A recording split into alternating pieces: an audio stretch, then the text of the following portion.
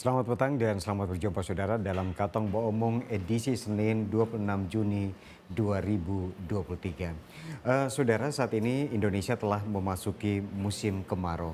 Di sisi lain, Badan Meteorologi, Klimatologi, dan Geofisika memperkirakan akan terjadi fenomena iklim El Nino secara global yang menyebabkan curah hujan di sebagian besar wilayah Indonesia bahkan dunia akan berkurang. Dampaknya adalah terjadi kekurangan dan kesulitan untuk mendapatkan air bersih.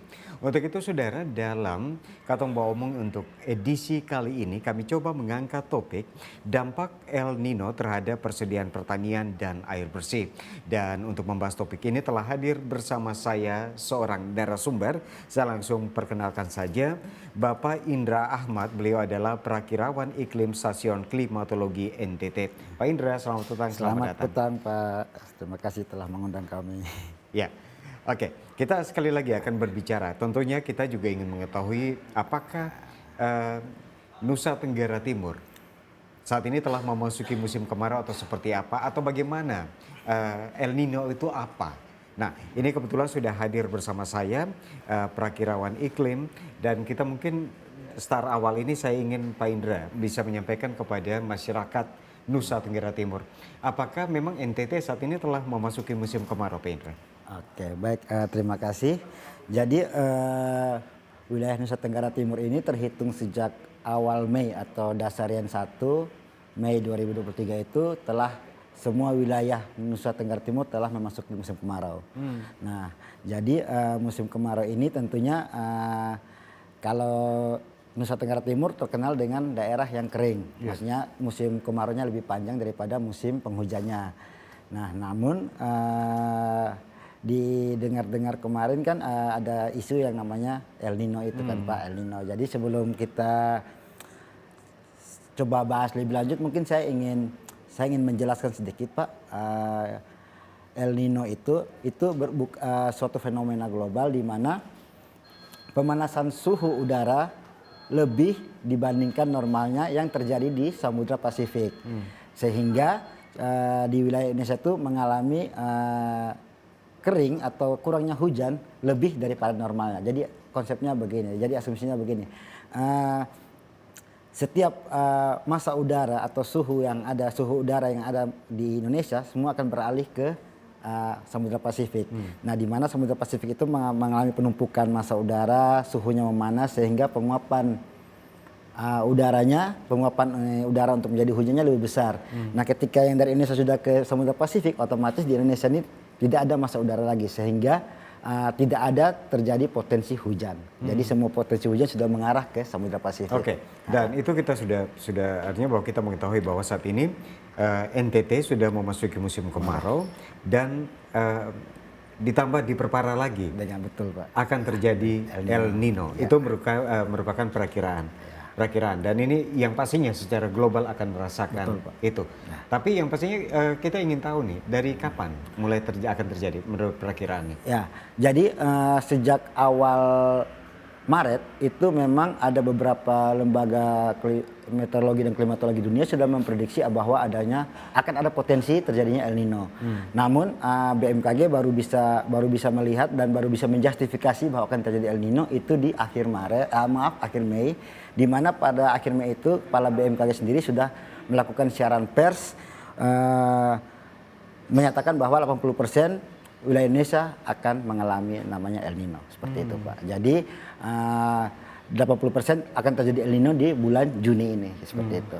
Nah, kita tahu bersama bahwa Pak Indra, bahwa kalau kita bicara kaitan dengan Nusa Tenggara Timur, kita memang kalau mungkin di daerah lain di Indonesia itu mungkin hujannya 50-50 di antara musim kemarau dan musim penghujan yang sama. Sementara kita cuma 3 atau 4 bulan. Nah, kalau misalnya kita diperparah lagi dengan kondisi seperti ini. Betul Pak. Jadi sebenarnya kita perlu samakan persepsi dulu mumpuni kesempatan ini. Jadi di musim kemarau itu tidak selama musim kemarau itu tidak hujan. Ada juga hujan namun intensitasnya kecil.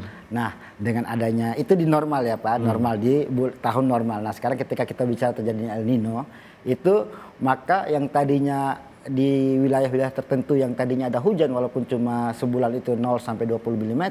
Nah, dengan adanya seperti tadi definisi yang saya sampaikan bahwa semua uap air tuh semua mengarah ke Samudra Pasifik. Jadi Indonesia ini tidak punya potensi uap air lagi untuk membentuk awan. Jadi benar-benar artinya kering dari normalnya. Kering dari normal musim kemarau pada umumnya seperti itu. Nah, Pak Indra, kalau melihat seperti ini, apakah semua wilayah di Nusa Tenggara Timur akan terdampak El Nino?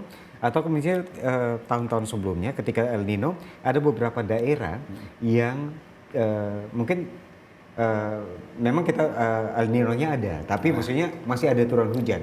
Tapi kali ini apakah merata?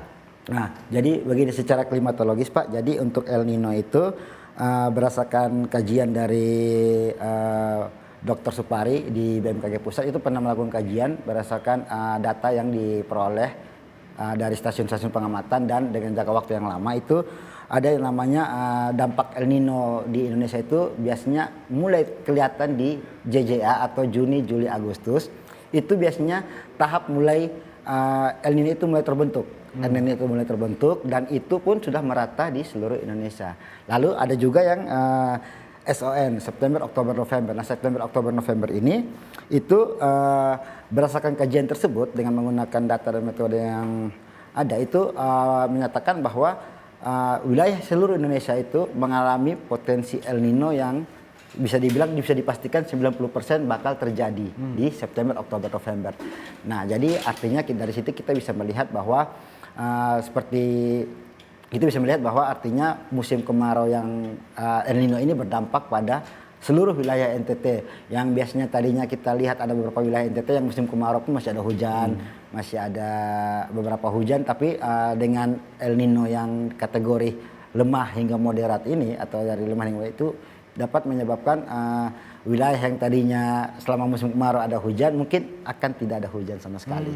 Dan seperti kita tahu seperti di NTT ini kan ada beberapa wilayah yang dingin mungkin kayak Manggarai atau di Eban itu kan ada wilayah yang memang biasanya hujannya tuh dia lebih dipengaruhi faktor lokal. Nah, ini mungkin akan kemungkinan kecil sekali karena suhu udara yang menyebabkan pemanasan untuk membentuk hujan itu sudah hilang tuh, sudah berpindah dari Indonesia atau dari NTT ini sudah berpindah ke arah timur, yaitu menuju ke arah Samudra Pasifik. Ya, ini juga tentu akan membahayakan para petani Betul kita. sekali, Pak. Betul. Karena seperti kalau Pak Indra katakan bahwa mungkin tahun-tahun sebelum ini terjadi El Nino, masih ada wilayah yang masih ada turun hujan intensitas ringan, tapi saat ini secara merata. Tapi kalau kita bicara kaitan dengan El Nino, bukan hanya tahun 2023, tahun-tahun ke belakang, mungkin bisa diceritakan kepada kita kapan pernah terjadi El Nino di Indonesia bahkan di Nusa Tenggara Timur sendiri, Pak Indra. Baik, jadi untuk El Nino sendiri itu Pak dikategorikan ada 3 nih. Jadi yang El Nino lemah, weak, moderate, sama yang very strong. Nah, ini saya hanya merangkum dari 10 tahun terakhir, jadi dari 2010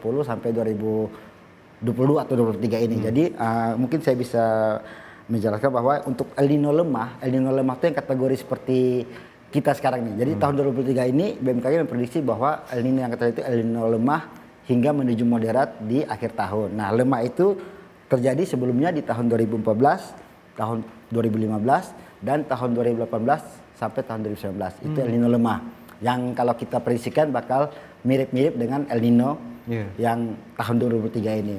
Lalu untuk El Nino moderat itu terjadi di 2009 hingga 2010. Nah, yang mungkin kalau kita bisa ingat lagi itu El Nino yang sangat kencang, artinya yang sangat tinggi, very strong.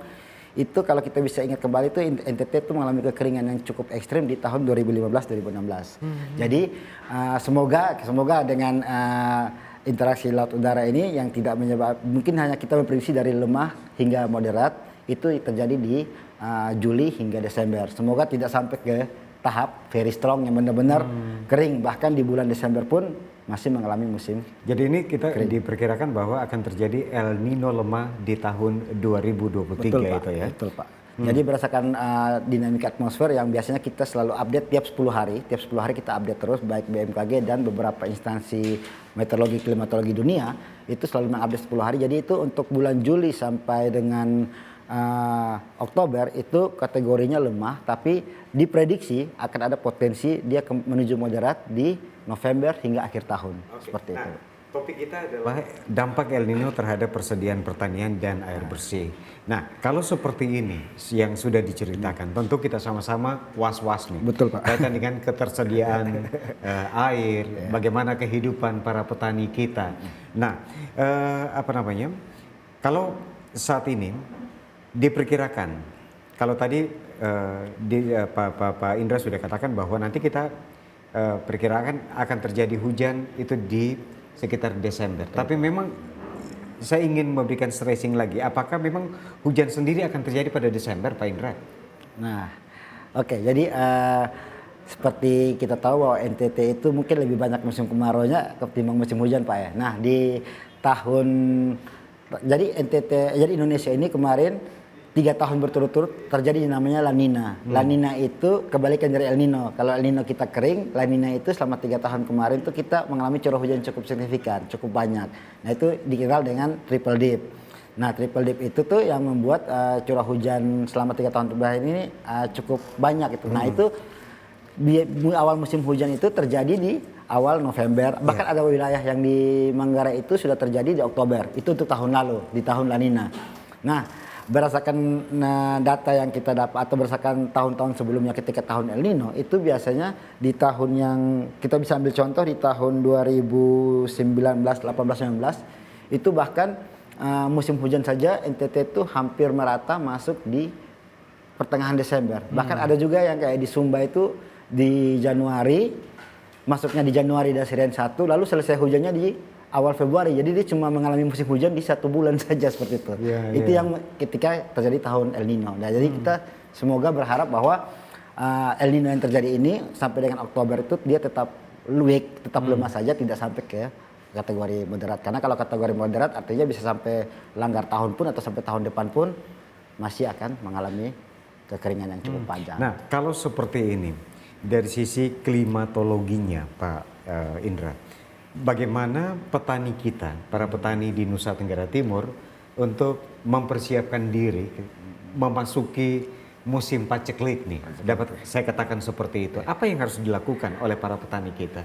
Oke, baik. Yang pertama mungkin dari BMKG sendiri itu memang sejak tahun 2010 kita sudah ibaratnya menggalakkan namanya sekolah lapang iklim. Jadi kita di situ mencoba untuk mengedukasi petani lebih ke literasi iklim. Jadi petani pun mampu membaca unsur cuaca dan iklim. Jadi tidak harus dari BMKG, dengan petani mengalami di lokasi pun dia bisa tahu, oh ya dengan suhu sekian, curah hujan sekian akan terjadi apa. Nah, itu dari sisi BMKG-nya sendiri, maksudnya dari sisi edukasi. Nah, untuk dari sisi yang memasuki El Nino ini dengan masa kering yang lebih, curah hujan yang berkurang lebih daripada normalnya, itu mungkin dari kami lebih ke diharapkan bahwa Bapak Ibu petani ini mungkin menanam atau mulai mempersiapkan komoditas yang bakal ditanam dalam satu masa tanam ini, itu komoditas-komoditas yang tahan akan musim kemarau, yang tahan ibaratnya komoditas yang dapat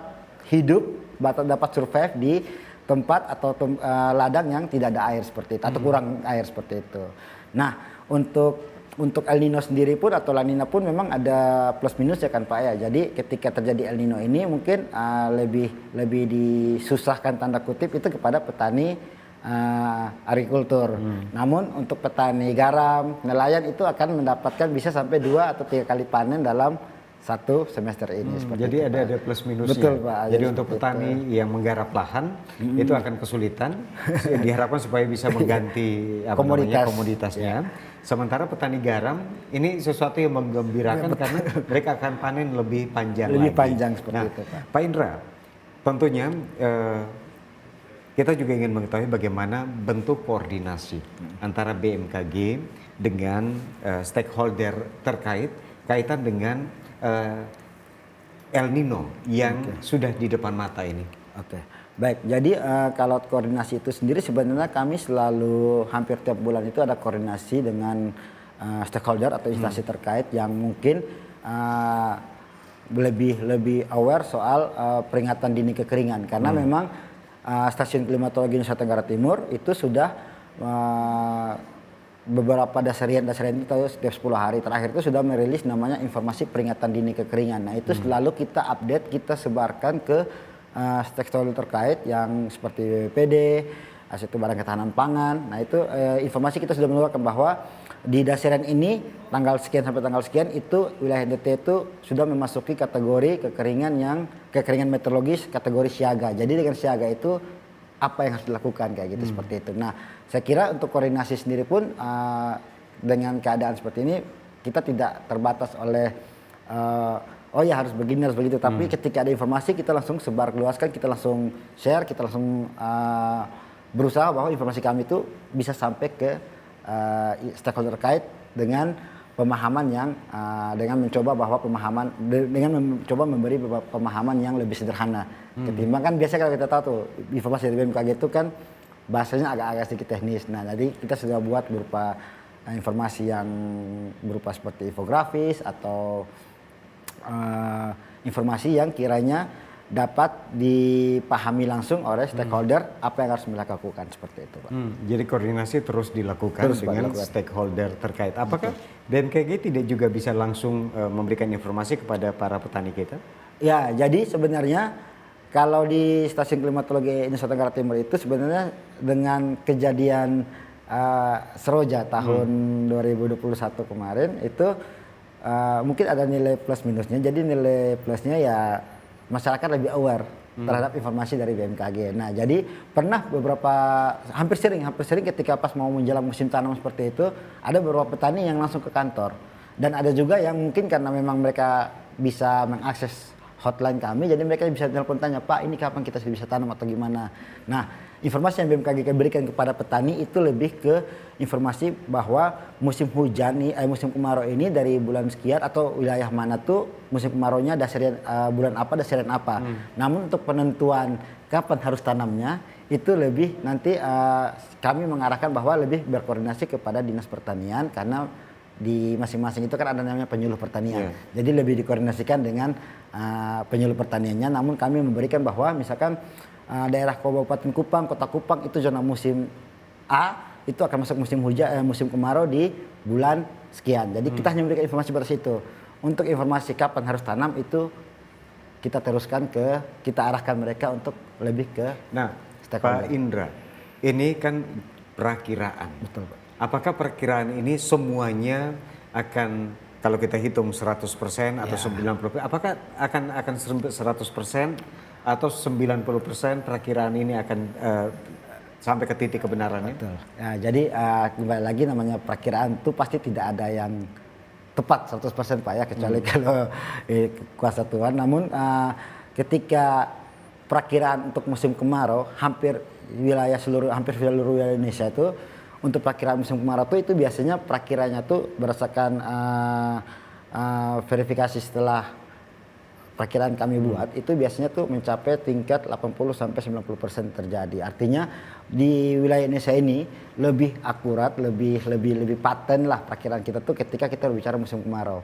Namun ketika musim hujan tuh itu biasanya tingkat keakuratannya bisa sampai 75 hingga 80%. Jadi tingkat keakuratannya 80 sampai 90%. Ya, betul, Pak. Nah, Pak Indra bisa diceritakan kepada kita bagaimana kondisi cuaca NTT saat ini?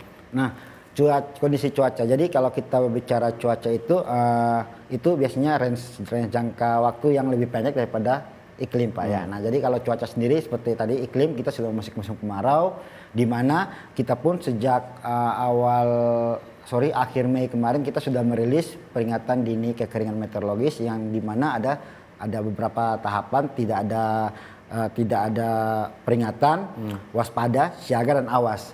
Nah, saat ini NTT sudah memasuki pada umumnya wilayah NTT sudah memasuki di kategori yang namanya siaga.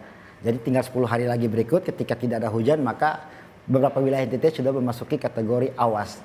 Nah, awas itu artinya memang kita sudah harus melakukan tindak lebih ke suatu wilayah tersebut gitu. Maksudnya mungkin informasi kami keluarkan petani atau pemerintah daerah di tempat itu sudah melihat oh ya daerah kami ini sudah memasuki kategori awas. Jadi apa yang harus kita lakukan. Dan itu baru kita masuk di awal-awal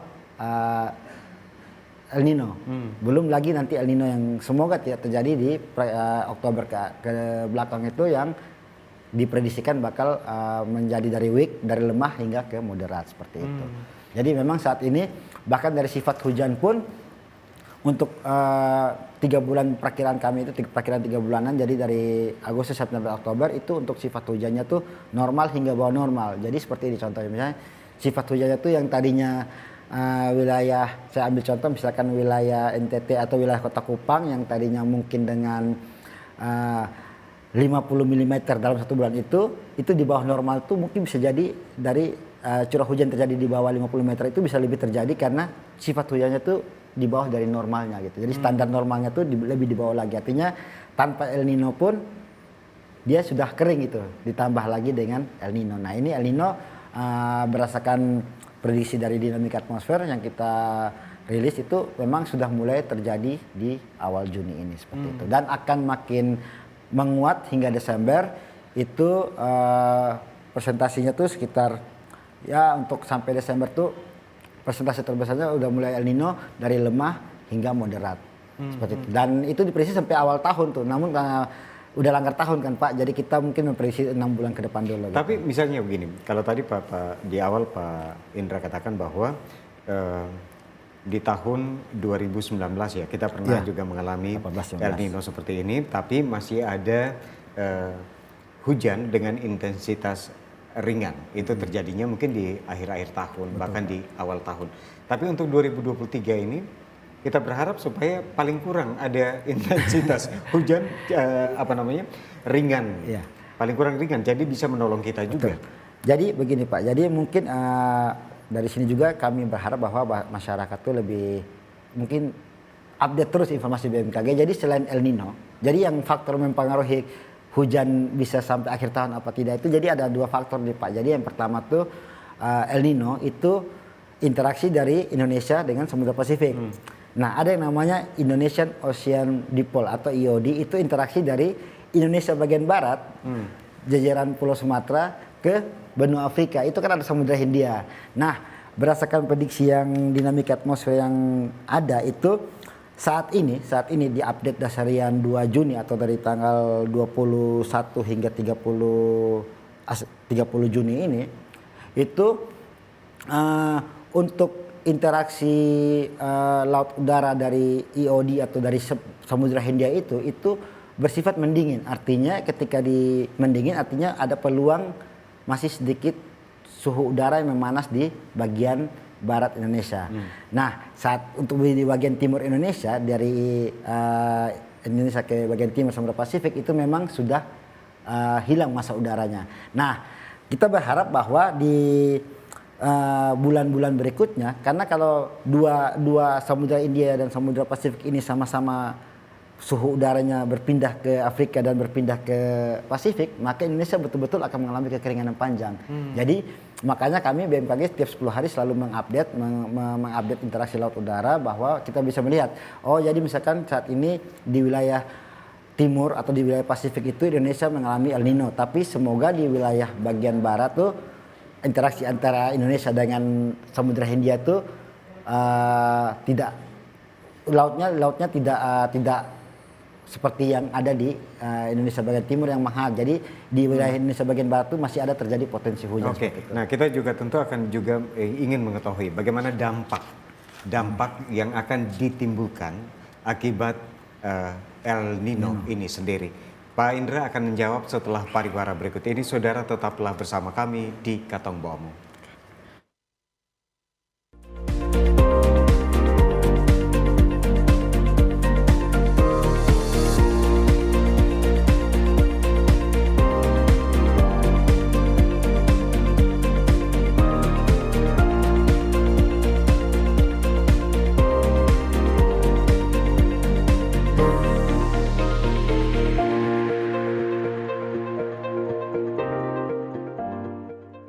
Di Musik Orang Muda. Musik Orang Muda.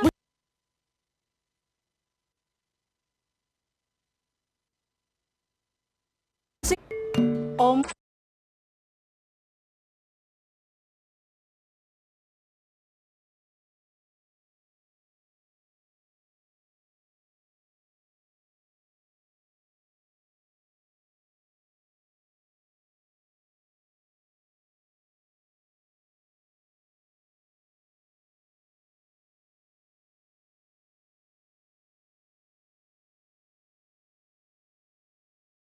TV. Om Swastiastu. Om Swastiastu.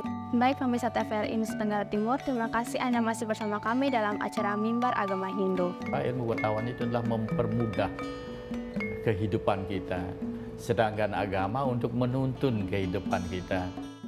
Om Swastiastu. Saksikan Mimbar Agama Hindu setiap Kamis pukul 16 hanya di TVRI NTT.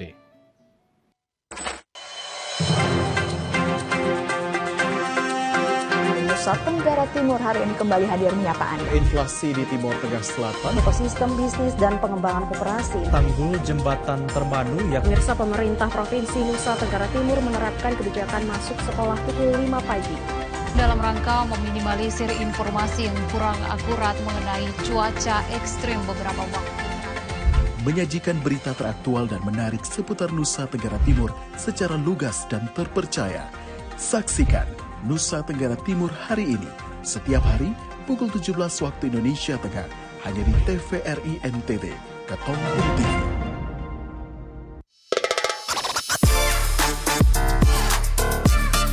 Belakang.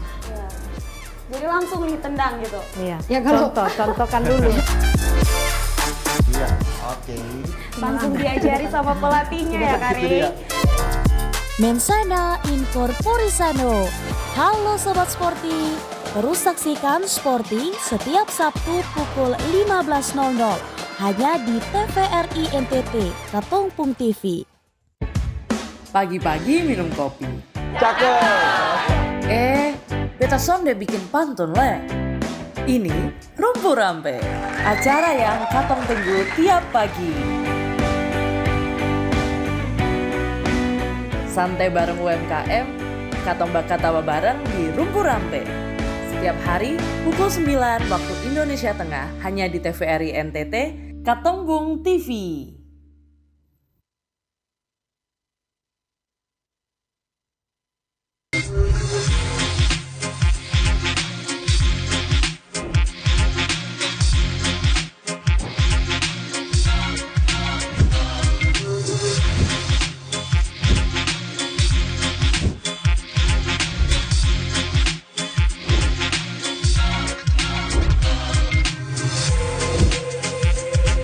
Ekspresi setiap hari Senin sampai dengan Rabu jam 4 sore hanya di TVRI NTT.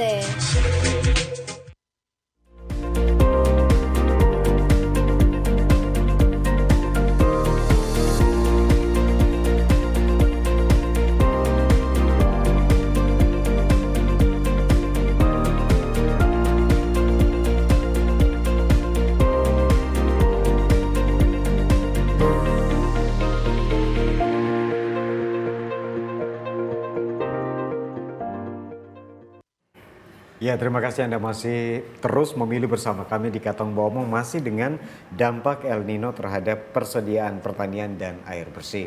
Nah, kalau tadi kita sudah banyak mengetahui kaitan dengan apa yang akan terjadi ketika El Nino akan ada di depan mata kita. Tapi kalau kita bicara dampak yang akan ditimbulkan seperti apa, Pak Indra? Baik. Nah, mungkin dampak yang lebih kita kerasa itu adalah kita betul-betul akan kehilangan curah hujan gitu. Karena di saat musim kemarau normal tanpa El Nino pun itu memang ada beberapa wilayah yang masih ada hujan, tapi kategori atau intensitasnya rendah. Jadi misalkan intensitasnya kalau kita buat tuh dari range 0 sampai 20 mm. Nah, artinya memang wilayah itu masih ada hujan walaupun cuma bikin tanah basah-basah sedikit adalah. Nah, namun kalau dengan fenomena El Nino ini, fenomena global El Nino ini itu benar-benar akan lebih lagi daripada normalnya, artinya lebih kering dan takutnya kalau El Nino berkepanjangan artinya akan mempengaruhi di awal masuknya musim hujan. Karena ketika El Nino berkepanjangan yang tadinya mungkin beberapa wilayah di NTT awal November akhir Oktober sudah masuk musim hujan, akan mundur lagi nih musim hujannya, akan maju lagi, bahkan makin lama lagi musim kemarau, bahkan bisa sampai di November atau Desember. Nah, dampaknya itu salah satunya. Yang kedua mungkin dengan adanya El Nino ini artinya peluang lebih besar lagi terjadi namanya titik panas atau hotspot yang menyebabkan kebakaran hutan dan lahan. Nah itu memang yang sangat kita takutkan bersama, hotspot tadi. Hotspot itu. Karena di saat kemarau normal saja ada, apalagi dengan El Nino ini yang benar-benar tidak ada hujan sama sekali itu, takutnya malah makin potensi terbesarnya akan lebih banyak lagi muncul titik-titik panas, titik panas dan akan menyebabkan kebakaran. Itu kita tidak inginkan bersama tentu Pak Indra. Tapi bagaimana kalau tadi Pak Indra katakan di awal tadi bahwa prediksi Badan Klimatologi itu 80 atau sampai dengan titik 90% pasti akan terjadi. Nah, bagaimana cara mengukurnya, Pak?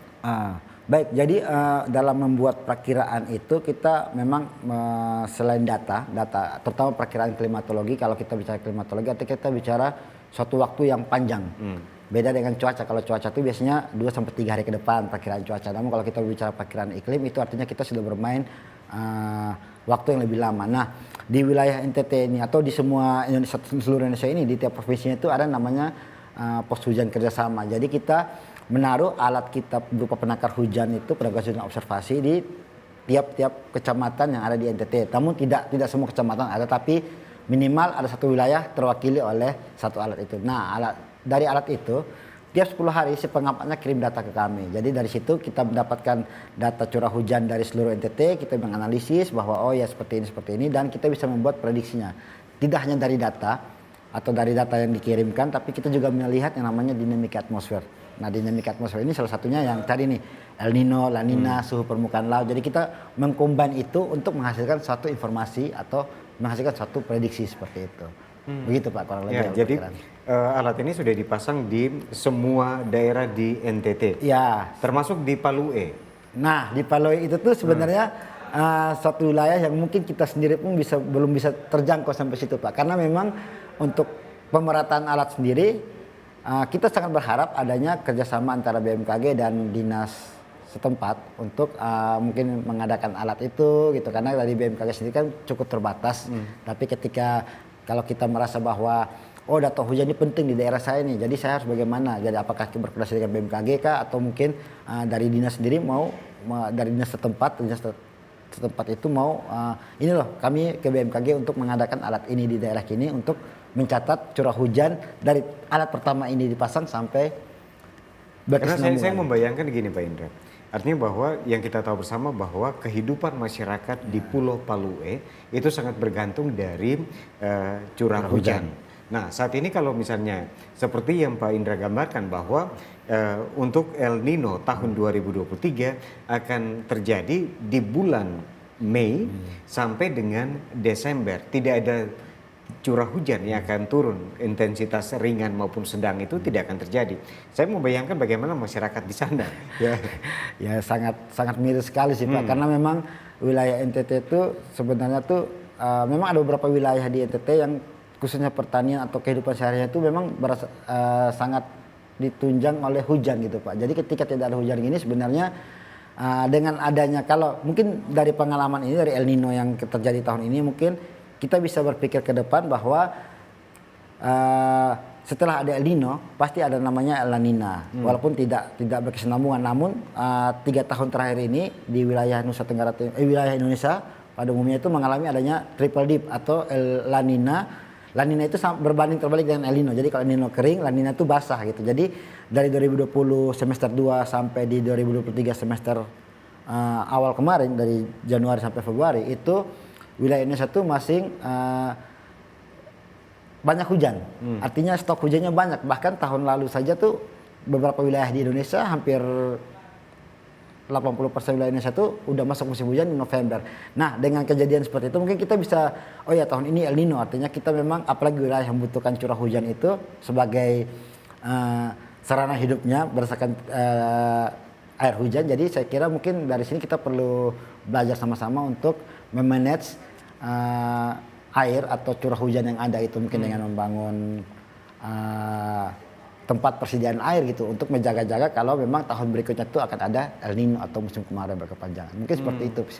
Ya. Dari itu kita harus pandai-pandai. Sebagai masyarakat kita juga harus pandai-pandai karena kita tidak tahu apakah akan terjadi El Nino atau La Nina.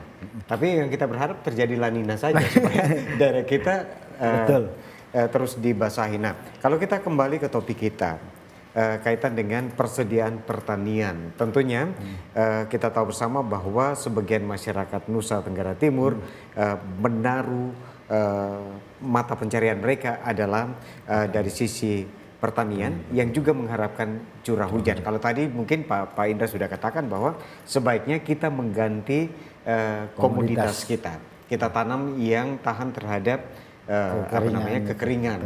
Itu seperti apa sih Pak?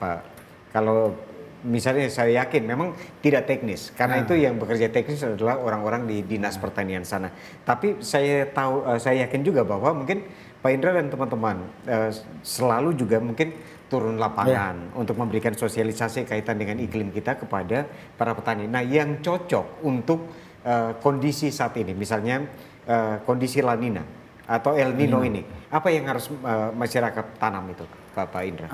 Mungkin kalau yang kita tahu ya, ini mungkin kami juga secara garis besar saja, kalau untuk komoditas yang tahan akan cuaca yang atau iklim yang mungkin lebih panas dari normal jadi musim kemarau ya, mungkin saya kira mungkin jagung gitu kan. Dan untuk antisipasi kami ke petani langsung itu sebenarnya kami berusaha untuk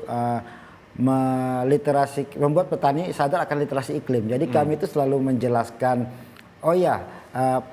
minimal Bapak Ibu petani itu mampu membaca informasi kami. Jadi dengan mereka membaca informasi yang kami kirimkan langsung ke mereka, jadi mereka dapat memahami sendiri tanpa harus diarahkan lagi oleh Bapak Ibu penyuluh atau dari dinas. Jadi dengan literasi iklim itu kami sangat mengharapkan itu supaya petani dapat membaca langsung informasi yang BMKG keluarkan, terutama Stasiun Klimatologi Nusa Tenggara Timur. Dan itu ada beberapa tahap yang kami lakukan, yaitu salah satunya sekolah lapang iklim. Jadi sekolah lapang iklim itu kami dengan kelompok tani kita adakan kelas, bukan diskusi. Jadi kita benar-benar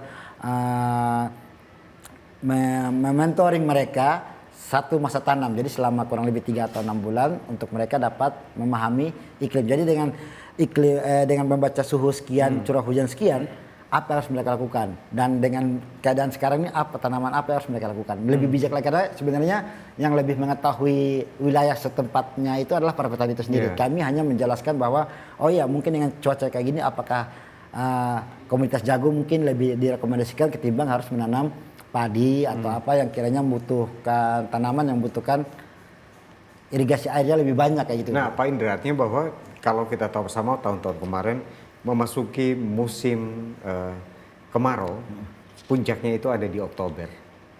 Kalau tahun-tahun kemarin. Tapi kalau mungkin di tahun 2023 berdasarkan perakiraan dari BMKG sendiri bahwa kita dari Mei sampai dengan Desember ini kita sudah ada di iklim El Nino tadi. Nah, untuk masalahnya, tapi saat ini kan masih ada misalnya cuaca kita rasa bahwa sorenya dingin atau mulai dari sore itu mulai dingin sampai dengan pagi hari.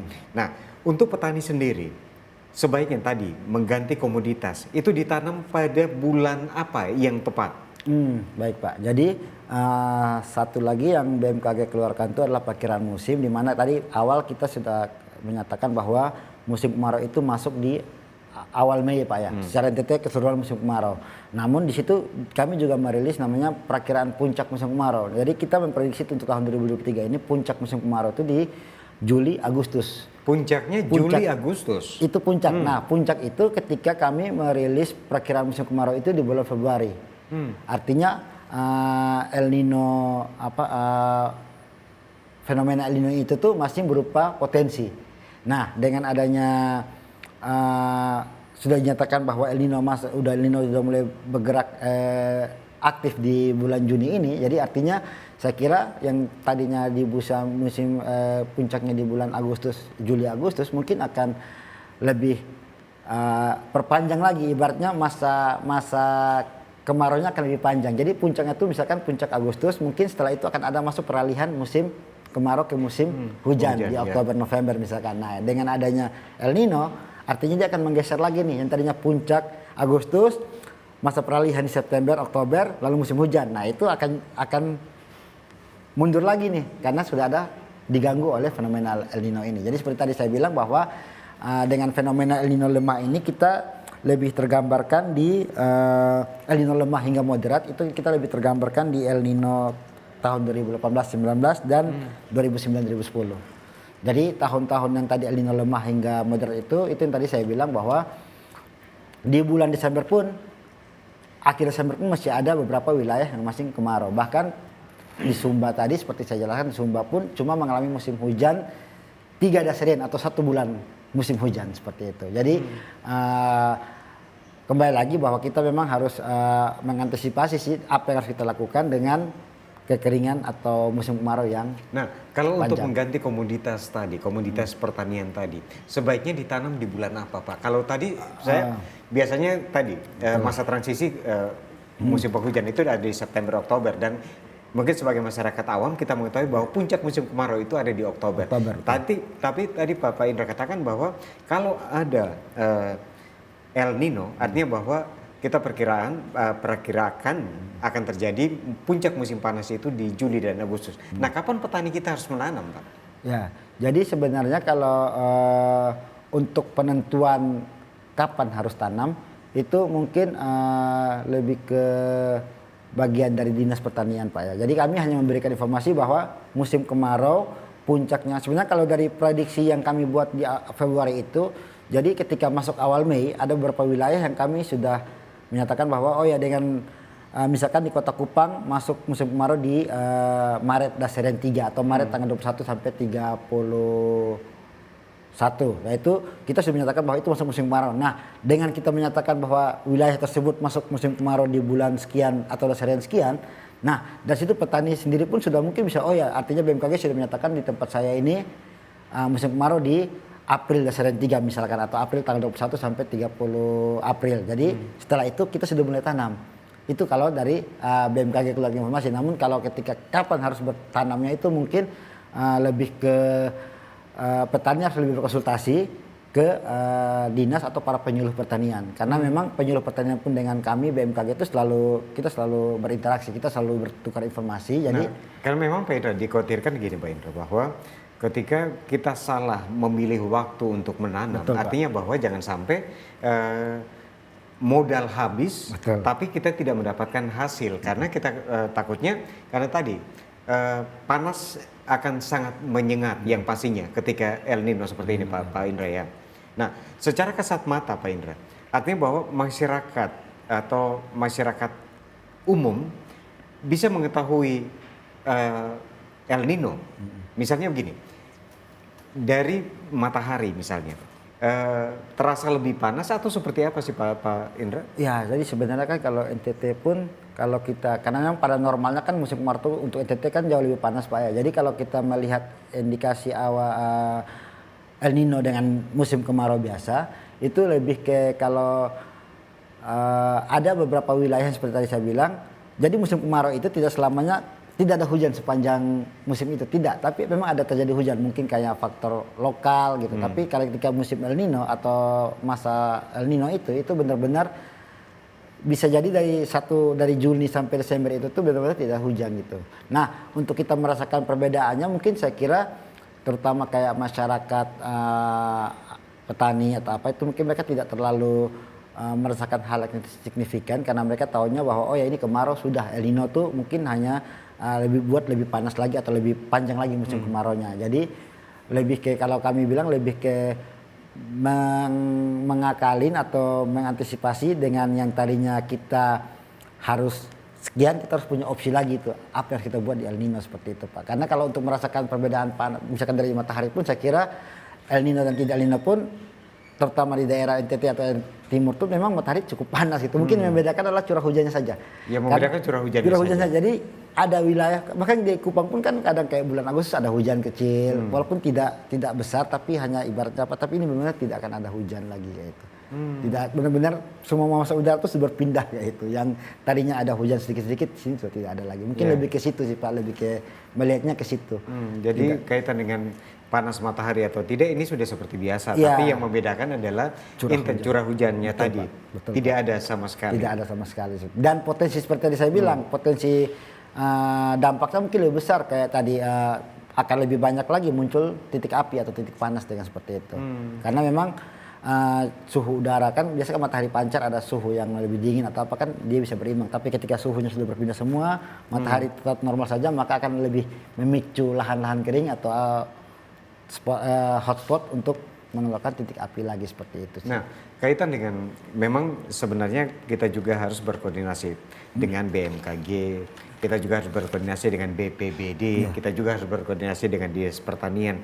Tapi kalau dapat saya simpulkan, mungkin ini menurut saya bahwa ini kita sudah masuk kepada bencana El Nino. Apakah tepat saya dapat katakan seperti itu? Nah, kalau misalnya kita bersepakat bahwa ini kita sudah masuk ke bencana El Nino, nah mitigasi yang harus dilakukan itu seperti apa sih Pak Indra? Ya, ini pertanyaan sangat menarik sebenarnya. Jadi benar, saya sangat setuju dengan statement Bapak tadi, tapi lebih ke El Nino, La Nina itu adalah suatu fenomena atau onset. Jadi dia pelan tapi pasti dengan jangka waktu yang lama. Berbeda dengan kalau misalkan kayak badai siklon tropis itu terjadi cepat dan intensitasnya tinggi. Jadi kalau El Nino ini lebih ke pelan tapi lebih ke pelan tapi lama tapi kayak merusak itu. Bukan merusak, maksudnya lebih ke dia membutuhkan waktu yang lebih lama untuk membuat suatu dampak. Jadi seperti tadi musim kemarau, masa peralihan yang tadinya di September Oktober lebih mundur lagi, mungkin bisa saja di November Desember seperti itu. Artinya kan masa lama kan, lebih geraknya lebih lama gitu seperti itu daripada, jadi bisa dibilang termasuk kalau bencana sih mungkin agak lebih kasar karena gini Pak, karena takutnya masyarakat yang memahami ini bencana nih, artinya lebih membuat kepanikan, kepanikan. Jadi mungkin lebih kayak kita bilang bahwa ini fenomena global yang membuat musim kemarau itu mungkin lebih panjang daripada biasanya saja seperti itu. Karena di beberapa tahun yang lalu itu ada yang ketika mungkin lagi trauma-trauma yang seroja, ketika kita BMKG merilis tahun ini akan ada La Nina, pada panik karena berpikir bahwa seroja dan La Nina itu sama. Sebenarnya tidak, La Nina dan La Nina itu bersifat onset atau lebih ke jangka waktu yang lebih lama gitu. Dampaknya tuh lebih kerasanya lama gitu ketimbang yang habis cepat dan intensitasnya tinggi seperti itu. Jadi lebih ke mungkin lebih ke kekeringan lebih panjang seperti itu Pak ya. Lebih panjang. Dan itu memang perlu kerjasama dari semua stakeholder gitu, karena memang ini tempat ini wilayah NTT ini udah tidak ada air lagi nih, apa yang kita buat gitu. Jadi kita harus berpikir bersama seperti itu Pak. Memang mitigasi itu mitigasinya penting sekali Pak. Penting karena kita tidak mengharapkan misalnya tadi akan bermunculan titik-titik hotspot yang akan membuat kebakaran. Dan ini akan juga merugikan gagal panen seperti itu Pak. Masyarakat Nusa Tenggara Timur. Nah, berkaitan dengan mungkin saya ingin mendapatkan sedikit gambaran dari Pak Indra, apa yang harus dilakukan oleh masyarakat Nusa Tenggara Timur karena kita tahu bersama bahwa kita sudah ada di masa El Nino di bulan Mei sampai dengan Desember. Nah, banyak masyarakat yang belum tahu bahwa kita saat ini ada di masa itu, masa-masa El Nino.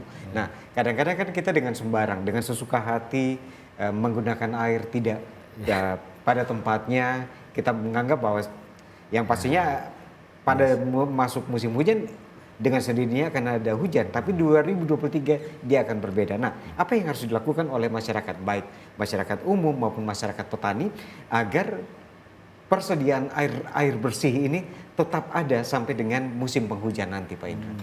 Jadi mungkin dengan adanya masih awal-awal El Nino gini, artinya kan kita juga bisa dibilang baru masuk musim kemarau nih, baru masuk dan baru juga ada di awal-awal El Nino. Jadi El Nino itu kan diprediksi dari Juni hingga Desember. Nah, mungkin dengan adanya persediaan air yang sekarang yang masih tersisa, ibaratnya tersisa persediaan air yang dari musim hujan itu, mungkin kita bisa lebih menghemat saja sih Pak, menggunakan secara bijak. Dan untuk yang kayak misalkan petani yang seperti tadi kita diskusi bersama, yang tadinya harus menanam komoditas A diganti dengan komoditas B untuk bertahan selama satu musim tanam atau satu musim satu musim ini dari kemarau hingga masuk musim penghujan seperti itu, Pak. Mungkin dari itu saja sih yang dapat kami sampaikan. Jadi harus secara bijak. Bijak saja sih. Dan tentunya koordinasi akan terus dilakukan oleh BMKG dan stakeholder terkait, Pak Indra ya. Karena untuk perakiraan ini kan biasanya kita update tiap 10 hari, Pak. Jadi tiap 10 hari yang dasarian 2 ini, dasarian 2 dari tanggal 20, dari tanggal 11 sampai tanggal 20 kemarin, itu kami update dengan keadaan seperti sekarang. Misalkan potensi El Nino tuh dari weak ke moderat sampai di Desember. Nah, jadi kami harapkan bahwa masyarakat selalu mengupdate informasi kami karena tiap 10 hari itu kami selalu mengupdate. Jangan sampai mungkin di updatean berikutnya El Nino-nya mungkin sudah dari lemah ke moderat, bahkan dari moderat kembali ke lemah. Nah, itu kan kalau tadi Pak Indra katakan bahwa masyarakat harus tetap mengupdate informasi yang dikeluarkan oleh BMKG. Nah, bagaimana cara mengakses informasi dari BMKG itu sendiri, Pak Indra? Ya, jadi kami sebenarnya setiap 10 hari, setiap sebulan sekali itu kami merilis namanya, kalau setiap 10 hari kami merilis namanya informasi iklim dasarian. Jadi itu perakiraan untuk 10 hari ke depan dan analisis 10 hari kejadian 10 hari yang lalu. Nah, ketika masyarakat mau mengetahui bahwa El Nino ini atau ENSO ini terjadi makin menguat atau makin melemahnya atau makin menghilangnya itu biasanya kami update di buletin kami di buletin klimatologi. Tiap bulan kita rilis. Nah, itu bisa diakses di sosial media kami di Facebook, mungkin biasanya kita selalu update itu Facebook Stasiun Klimatologi Nusa Tenggara Timur, atau kami selalu membagikan di WA group, di mana dalam WA itu tuh ada dinas-dinas terkait. Semua dinas ada dalam situ. Jadi kalau untuk masyarakat yang mungkin tidak bisa saja langsung akses di Facebook kami Stasiun Klimatologi Nusa Tenggara Timur. Nah, bagaimana dengan pemerintah daerah sendiri? Kalau tadi kita sudah bicara kaitan dengan terus dilakukan koordinasi antara BMKG khususnya stasiun klimatologi dengan stakeholder terkait di tingkat provinsi. Nah, bagaimana dengan koordinasi dengan pemerintah kabupaten yang ada di Nusa Tenggara Timur sendiri, Pak Indra? Iya, Pak. Jadi sebenarnya antara provinsi dan kabupaten itu sebenarnya sama, kita koordinasinya sama. Jadi misalkan satu kali kita adakan suatu meeting atau misalkan kita mau press release, misalkan informasi seperti masuknya El Nino kemarin, itu kita memang mengundang semua stakeholder, baik dari tingkat kecamatan pun ada, provinsi bahkan kabupaten bahkan sampai provinsi. Jadi semua kalangan itu dari semua tingkatan itu dapat informasi yang sama gitu. Karena kalau misalkan kita kasih ke provinsi lain, kabupaten lain, kan namanya informasi terkait bencana dan mitigasi ini kan merata kan, Pak, seperti itu, Pak. Jadi memang kita selalu, ketika kita mau merilis sesuatu, kita selalu menghadirkan semua instansi atau stakeholder terkait dari tingkat bawah sampai tingkat teratas sekaligus. Bahkan edaran untuk El Nino ini sudah dirilis BMKG ke gubernur NTT itu pada tanggal 16 Juni 2023. BMKG sudah merilis informasi ke gubernur sendiri untuk menyatakan bahwa wilayah Nusa Tenggara Timur ini akan masuk El Nino. Seperti jadi itu. memang sudah dilakukan koordinasi atau sudah diberikan informasi kepada pimpinan wilayah bahwa akan terjadi El Nino di Nusa Tenggara Timur. Dan semua stakeholder, tidak memandang dari yang kabupaten, provinsi, semua kita seperti itu, Pak. Oke, sebagai closing statement, Pak Indra, kaitan dengan topik kita, dampak El Nino terhadap persediaan pertanian dan air bersih, mungkin ada yang ingin disampaikan kepada masyarakat Nusa Tenggara Timur, kepada para petani kita. Silakan, Pak Indra. Mungkin kalau kami dari BMKG lebih ke untuk El Nino yang selama kita mengalami dari Juli hingga Desember ini diprediksi, itu mungkin untuk para petani kami menghimbaukan bahwa lebih memilih komoditas yang tepat untuk ditanam di masa El Nino ini, dan kita sama-sama mewaspadai kebakaran hutan dan lahan, karena itu sangat rawan terjadi sekali di masa kemarau yang lebih panjang daripada biasanya seperti itu. Oke, saya ucapkan terima kasih untuk Pak Indra Ahmad, Terima Prakirawan kasih, Iklim Pak. Stasiun Klimatologi Nusa Tenggara Timur. Terima kasih. Tentunya kita berharap bahwa iklim atau El Nino yang akan terjadi di Nusa Tenggara Timur memang diperkirakan akan seperti Pak Indra katakan bahwa dari Mei sampai dengan Desember kita ada di iklim El Nino. Tapi yang pastinya secara bijak saya juga mau katakan bahwa gunakanlah air secukupnya, mengingat bahwa musim kemarau akan lebih panjang pada tahun 2023 dan para petani seperti Pak Indra katakan bahwa kita mengganti komoditas pertanian kita sehingga kita tidak merugi, karena tahun ini mungkin curah hujannya akan sedikit. Saudara, demikian perbincangan kita dalam Katong Baomong. Atas nama kerabat kerja yang bertugas kami ucapkan terima kasih atas perhatian Anda. Selamat malam dan sampai jumpa.